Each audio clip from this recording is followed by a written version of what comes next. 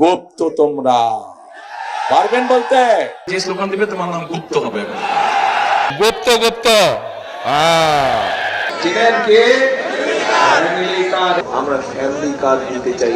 Family card পৌঁছে দিতে চাই। এই যে ফ্যামিলি কার্ড, ফ্যামিলি কার্ড দিতে চাই। খাল খনন উদ্বোধন করতে আমি আসবো, কে কে যাবেন আমার সাথে খাল কাটতে?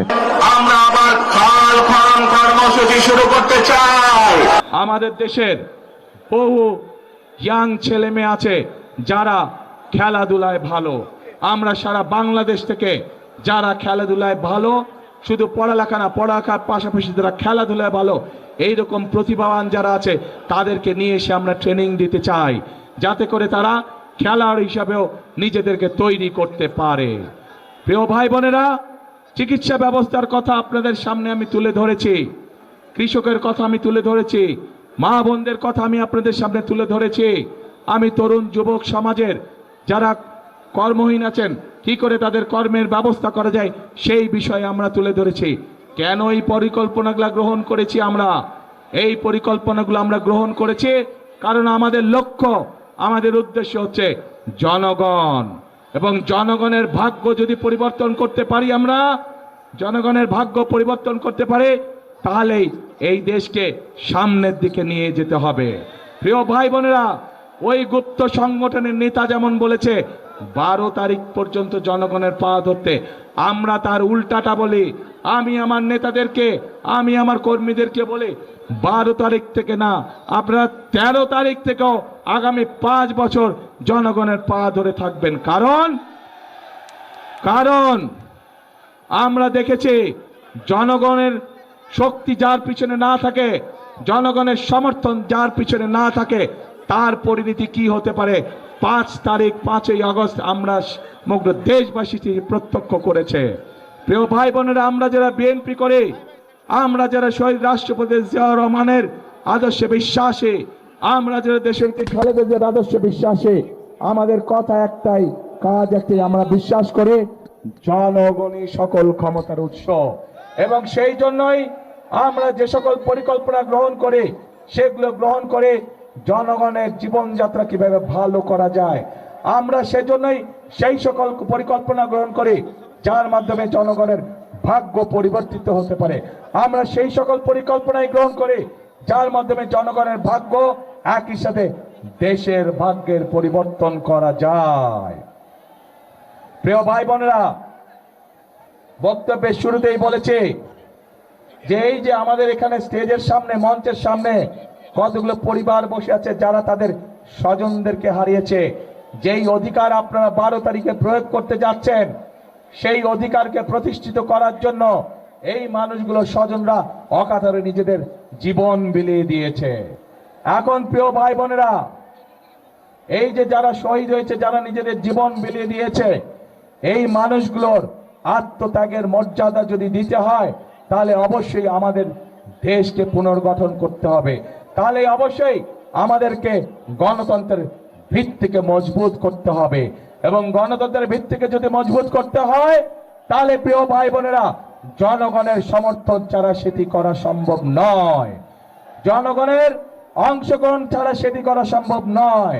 এবং জনগণের অংশগ্রহণ মানে 12 তারিখ সকাল থেকে আপনাদেরকে সতর্ক থাকতে হবে যে আপনাদের এই অধিকার কেউ যাতে ছিনিয়ে যেতে না পারে।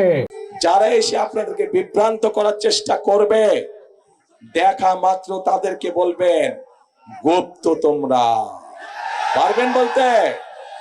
যারা এসে বিভ্রান্তিমূলক কথা ছড়াবে তাদের একটাই নাম, তারা হচ্ছে গুপ্ত। কারণ তাদেরকে গত 16 বছর আমরা দেখি নাই। তারা এদের সাথে মিশেছিল, যারা 5 তারিখে পালিয়ে গিয়েছে তাদের সাথে তলে তলে এরা মিশেছিল। কাজেই সেই স্বাধীনতার সময় থেকে 86 সাল থেকে 96 সাল থেকে সব সময় দেখবেন এরা সব একই সাথে ছিল, এপি তার ওপি। আজ আপনাদের সামনে দাঁড়িয়ে আমি হয়তো প্রতিপক্ষ সম্পর্কে অনেক কথা বলতে পারতাম, আপনারাও হয়তো জোরে জোরে হাততালি দিতেন, কিন্তু তাতে কি আপনাদের কোনো লাভ হতো? লাভ হতো না। বাংলাদেশের মানুষ এখন জানতে চায়, বাংলাদেশের মানুষ এখন দেখতে চায় যে কোন রাজনৈতিক দল কি পরিকল্পনা গ্রহণ করবে দেশ এবং জনগণের জন্য, যাতে জনগণ এবং দেশ আগামীতে সামনের দিকে এগিয়ে যেতে পারে। আমরা আপনাদের সামনে পরিকল্পনা দিয়েছি প্রিয় ভাই বোনেরা, বিএনপি আপনাদের সামনে পরিকল্পনা দিয়েছে এবং এই মুহূর্তে বিএনপি একমাত্র রাজনৈতিক দল যেই দলের অভিজ্ঞতা আছে কিভাবে দেশকে সুন্দরভাবে সামনের দিকে পরিচালিত করতে হয়। বিএনপি ছাড়া এই মুহূর্তে বাংলাদেশকে সঠিকভাবে পরিচালনা করতে পারে অভিজ্ঞতা সম্পন্ন এরকম কোন রাজনৈতিক দল নেই। কাজেই প্রিয় ভাই বোনেরা, মানুষ তার উপরেই ভরসা করে যার অভিজ্ঞতা আছে, মানুষ তার উপরে ভরসা করে যার উপরে ভরসা করা যেতে পারে, মানুষ তার উপরে ভরসা করে যে মানুষকে বিপদের সময় ফেলে রেখে চলে যায়নি। এবং এই সব গুণ একমাত্র বিএনপির ভিতরেই আছে প্রিয় ভাই বোনেরা।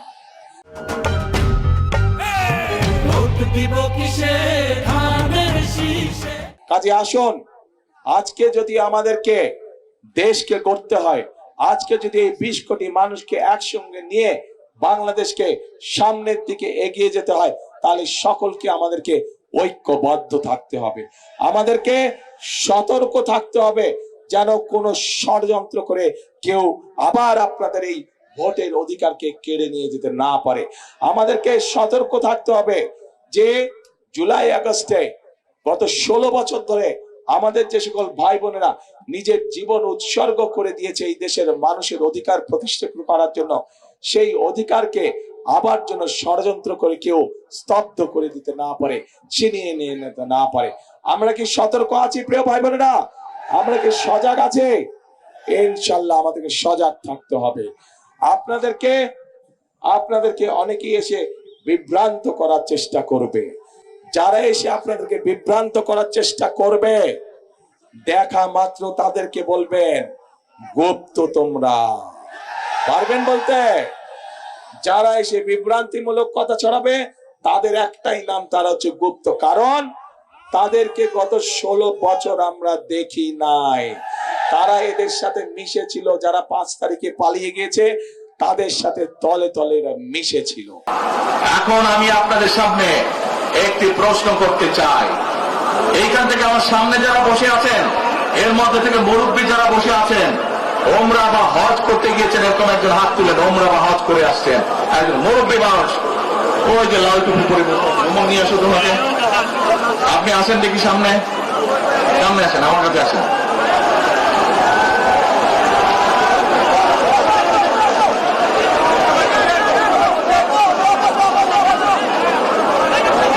ওই যে চশমা ঝুলছে, চশমা ঝুলছে।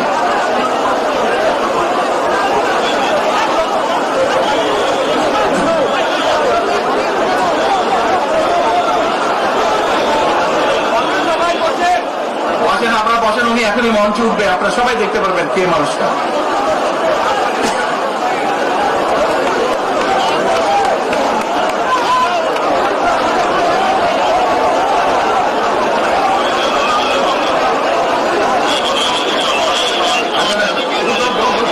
এই আদান তাড়াতাড়ি তাড়াতাড়ি।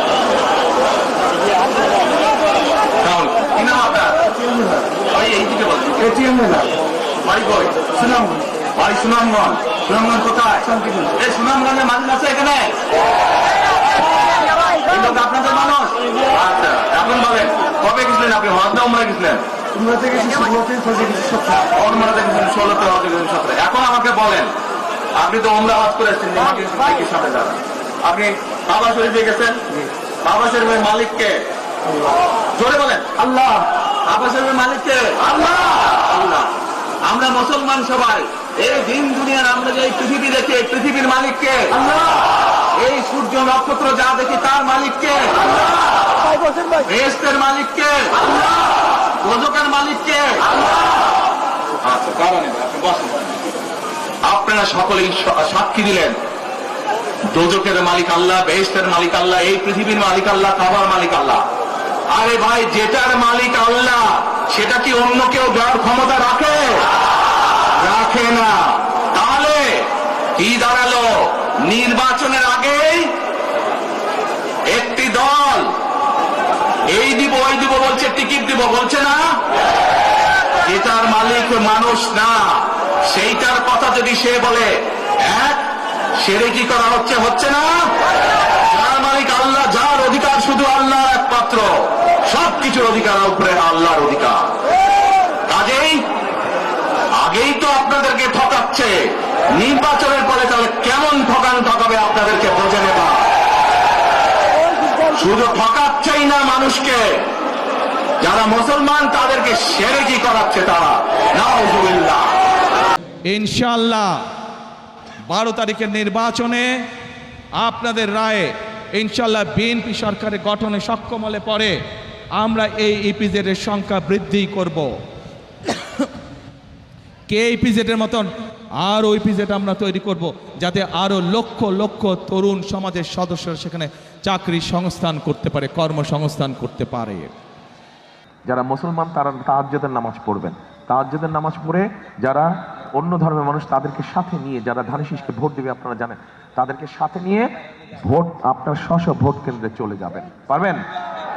ভোট কেন্দ্রে গিয়ে ওইখানে ফজরের জামাত আদায় করবেন। অতীত প্রমাণ করে যে এই দেশের দুর্নীতি যদি কেউ লাগাম টেনে ধরতে পারে, সেটা একমাত্র খালেদা জিয়া সরকার পেরেছিল, বিএনপি সরকার পেরেছিল, শহীদ জিয়া সরকার পেরেছিল।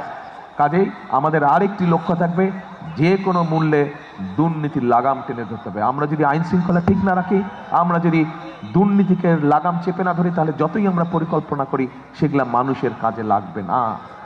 যদি মানুষকে উপকৃত করতে হয়, মানুষের কাজে এই পরিকল্পনাগুলো বাস্তবায়ন করতে হয়, আইন শৃঙ্খলা এবং দুর্নীতি এটাতে আমরা কোনো ছাড় দিব না। আপনাদের সমর্থন আছে তো? ঠিক আছে। না পারে, ভোটের দিন কখন যাবেন ভোট দিতে? কি ভাইরা কখন যাবেন ভোটের দিন? এইবার ভোটের দিন যারা যারা তাহাজ্জুদ পড়েন না, তাহাজ্জুদের ওয়াক্তে উঠতে হবে। যারা পড়েন তাহাজ্জুদ ঠিক আছে, তারা তো পড়েনি, তাহাজ্জুদ ঘরে পড়ে আর যার যার ভোট কেন্দ্রে যাবেন। ভোট কেন্দ্রে গিয়ে ওখানে ভোট কেন্দ্রের সামনে ফজরের জামাত নামাজ আদায় করবেন জামাতে করে। তারপর 7টা থেকে ভোটের লাইনে দাঁড়িয়ে যাবেন, একদম হিসাব নিকাশ বুঝে তারপরে ঘরে ফিরবেন। শুধু ভোট দিয়ে ঘরে ফিরবেন না, হিসাব বুঝে নিয়ে ঘরে ফিরবেন। কখন যাবেন ভোট দিতে? কখন যাবেন? সকাল সকাল? সকাল সকাল হইল না, তাহাজ্জুদের সময় উঠতে হবে।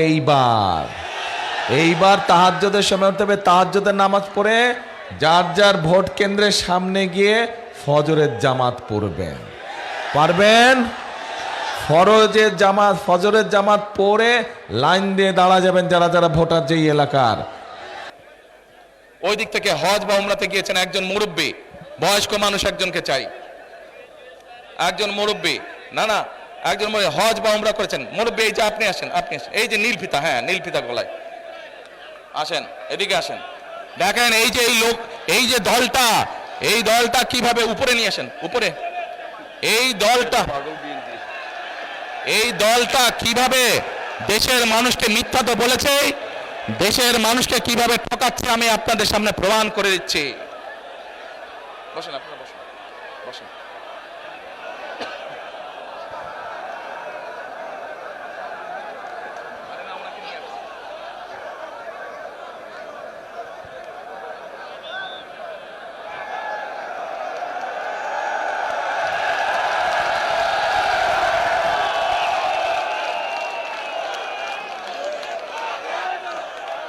মুরব্বী আপনার নাম কি? এই আপনাদের এলাকার মানুষ, এই এলাকার মানুষ চিনেন ওনাকে?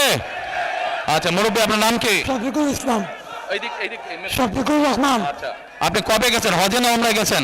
আমি উমরায় গেছি 5 বছর আগে। 5-6 বছর উমরায় গেছেন। আচ্ছা তো উমরাতে যখন গেছেন আপনি উমরা কোথায় করেছেন? উমরা মদিনায় করেছি। উমরা তো মদিনায়, উমরা তো মক্কায় করে। মক্কায়ও করছি, মদিনায় মদিনায় তো হযরত করে জিয়ারত করছি। হ্যাঁ জিয়ারত করেছেন, নবী করিম সাল্লাল্লাহু আলাইহি ওয়াসাল্লামের রওজা মুবারক জিয়ারত করেছেন। কিন্তু এই যে তাওয়াফ করেছেন, উমরা করেছেন কোথায়? কাবায় না? কাবায়। আচ্ছা আপনারা সবাই শুনতে পাচ্ছেন আমার কথা? এবার মন দিয়ে কান দিয়ে শুনবেন। আমি ওনাকে একটা প্রশ্ন করব, দেখি উনি কি বলে। আচ্ছা মুরব্বী বলেন তো আমাকে, এই যে কাবায় আপনি গেছেন, আল্লাহর ঘর না ওটা? ওটা তো আল্লাহর ঘর। আচ্ছা, ওটার মালিক কে বলেন? আল্লাহ। কিসের মালিক? আল্লাহ। দুনিয়ার মালিক আল্লাহ, কাবার মালিক আল্লাহ। কাবার মালিক আল্লাহ, আল্লাহ। দুনিয়ার মালিক আল্লাহ, আল্লাহ আমাদের আর মালিক কিসের আল্লাহ। কিসের মালিক আল্লাহ? আমাদের মালিক আল্লাহ, রিজিকের মালিক আল্লাহ। সব কিছুর মালিক আল্লাহ। ঠিক আছে কথা? কথা ঠিক আছে? তার মানে এই দুনিয়া, এই যে সূর্য, এই যে চাঁদ উঠবে একটু পরে, চাঁদ সূর্য পৃথিবী যাই দেখি আমরা, সকল কিছুর মালিক কে? আল্লাহ রাব্বুল আলামিন হচ্ছে সকল কিছুর মালিক। আমরা কি দেখছি? আমরা দেখছি ওই যে একটা রাজনৈতিক দলের কথা বলেছি, যাদের ভূমিকা আমরা 50 বছর আগে দেখেছি। আমরা দেখছি এদের কিছু কিছু সদস্য আমাদের নিরীহ মা বোনদের বাসায় গিয়ে গিয়ে, মা বোনদের কাছে গিয়ে কিসের টিকিট বিক্রি করছে? টিকিট বিক্রি করছে, জানেন তো? হ্যাঁ, 1 মিনিট। আচ্ছা মুরব্বী বলেন তো, এই বেহেশত বা দোজখের মালিক কে? আল্লাহ পরমাধিকার। মুরব্বী বলেছে বেহেশত ও দোজখের মালিকও আল্লাহ তাআলা। আপনারা একমত? কারা একমত এটার সাথে হাত তুলেন, যারা যারা একমত এটার সাথে? সবাই একমত, আলহামদুলিল্লাহ, আলহামদুলিল্লাহ, আল্লাহু আকবার, আল্লাহু আকবার। এখন আমার প্রশ্নটা আপনাদের কাছে, যার মালিক একমাত্র আল্লাহ রাব্বুল আলামিন, সেটা দেওয়ার ক্ষমতা মানুষ কি রাখে? তাহলে যে মানুষ কে বলে বেহেশতের মালিক আল্লাহ তাআলা, দোজখের মালিক আল্লাহ তাআলা, কে কোথায় যাবে সেটা সিদ্ধান্ত একমাত্র আল্লাহ তাআলা নেবে। তাহলে যারা গিয়ে বলে যে তাদেরকে ভোট দিলে বেহেশতে যাবে, এটা কি হতে পারে? মুনাফিকি না, এটা রীতিমতন শিরকি, শিরকি, শিরকি। আল্লাহর সাথে তারা তুলনা করছে। কাজেই 71 সালে তারা তো মানুষ হত্যা করেইছে। এখন তারা আবার বহু মানুষকে বিভ্রান্ত করে তারা শিরকির অংশীদার করছে। কত বড় মুনাফিক, কত বড়! তাহলে চিন্তা করেন, যারা এই ভোটের আগে আপনাদের ধর্মে, আমাদের বাংলাদেশের মানুষের ধর্মীয় অনুভূতিতে আঘাত করে মানুষকে ঠকাচ্ছে, এরা যদি কোনোভাবে, আল্লাহ মাফ করুক আল্লাহ না করুক, কোনোভাবে যদি ক্ষমতায় যেতে পারে, এরা কিভাবে মানুষকে ঠকাবে চিন্তা করেন। 1 মিনিট, কথার যুক্তি আছে কি ভাই? যুক্তি আছে? কথার যুক্তি আছে? এই শিরকিওয়ালাদেরকে, যারা শিরকি করে, এদেরকে বর্জন করতে হবে, মানুষকে সচেতন করতে হবে। 12 তারিখে তো আপনারা কি করবেন? হ্যাঁ, ধানের শীষে ভোট দিবেন। যাবেনটা কখন? ভোট দিতে কটার সময় যাবেন? দুপুর 12টায়? ও, দুপুর 11টায়? সকাল 9টায়? তো কখন? হ্যাঁ, তাহাজ্জুদের নামাজ পড়তে উঠবেন ওই দিন। আল্লাহর কাছে রহমত চাইবেন যে যাতে সারা দেশের ধানের শীষ জয়যুক্ত হতে পারে, এই রহমত চাইবেন আল্লাহর কাছে। তারপরে এলাকার মানুষকে সাথে নিয়ে আপনি মুসলমান হলে তাহাজ্জুদ পড়বেন, আপনার অন্য ধর্মের ভাই বোন যারা আছে তাহাজ্জুদ পড়ে বের হবেন, তাদেরকে সাথে নিয়ে যাবেন, গিয়ে তারা তাদের ধর্মীয় আচার অনুষ্ঠান ভোরবেলায় যেটা থাকে সেটা তারা করবে। পাশে আপনারা মুসলমান যারা ফজরের জামাত আদায় করবেন, যার যার যেই ভোট কেন্দ্রের সামনে, ঠিক আছে? করে লাইন দিয়ে দাঁড়াবেন, ভোট শুরু হবে, সাথে সাথে ভোট দেওয়া ইনশাল্লাহ শুরু করবেন। কখন যাবেন ভোট কেন্দ্রে? হ্যাঁ, ফজরের ওয়াক্তে? ফজরের ওয়াক্তে না, তাহাজ্জুদের ওয়াক্তে উঠতে হবে, তাহাজ্জুদ পড়তে হবে, তাহাজ্জুদের নামাজ পড়বেন। তারপরে ভোট, যার যার ভোট কেন্দ্রের দিকে রওনা দিবেন। ফজরের নামাজ জামাত করে ওই ভোট কেন্দ্রের সামনে পড়তে হবে। পারবেন? কথা আছে, তারা ধরা এখন জরুরি কথা বলবে, জরুরি কথা, আস্তে আস্তে এক জরুরি কথা আছে, খুব জরুরি কথা, অনেক জরুরি কথা। দুই কান খাড়া করে শুনতে হবে। একটা জরুরি কথা বলবো, কিন্তু এই যে ভোট দিবেন 12 তারিখে, এর মধ্যেই তো একটা বাহিনী আছে, একটা গোষ্ঠী আছে, এদের লোকজন এসে নিরীহ মা বোনদের কাছ থেকে NID নাম্বার নিয়ে যাচ্ছে। খবর পাইছেন এটা? তারপরে আবার ফোন নাম্বার নিয়ে যাচ্ছে, কি বিকাশ নাম্বার নাকি এগুলা নিয়ে যাচ্ছে। খবর পাইছেন? আচ্ছা, তারপরে আবার আমাদের যে প্রবাসী ভাইরা আছে তাদের জন্য যে ব্যালট পেপার পাঠিয়েছে সেগুলো আবার তারা দখল করে নিছে। খবর পাইছেন? তাহলে এদের সাথে ওই গত 15 বছর যে নিশিরাতের নির্বাচন আর ভোট ডাকাতির নির্বাচন, তার পার্থক্য হলো কি এদের সাথে আর ওদের? কোনো পার্থক্য নাই, দুইজন একই গ্রুপের। একজন ষড়যন্ত্র করে আপনাদের ভোট নিতে চায়, আরেকজনকে ডাকাতি করে আপনাদের ভোট নিয়ে গিয়েছে। কাজেই এখন এই ষড়যন্ত্রকারীদের বিরুদ্ধে সজাগ থাকতে হবে। এই যে মা বোনদেরকে গিয়ে যে বিভ্রান্ত করছে, এর ব্যাপারে সজাগ থাকতে হবে। কি মা বোন না সজাগ? তো এখানে একজন মুরব্বী, ওই যে মুরব্বী নীল পাঞ্জাবি বসে, আপনি কি হজ বা উমরা করেছেন? এই যে হ্যাঁ, আপনি কি হজ বা উমরা করেছেন? কবে করেছেন? 15 সালে, 16 সালে, 2 বছর। আরে ভাগ্যবান মানুষ আসেন তো একটু, আপনি আমার সামনে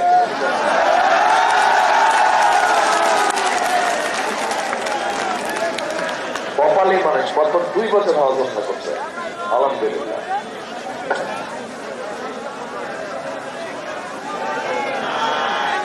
উপরে আছেন।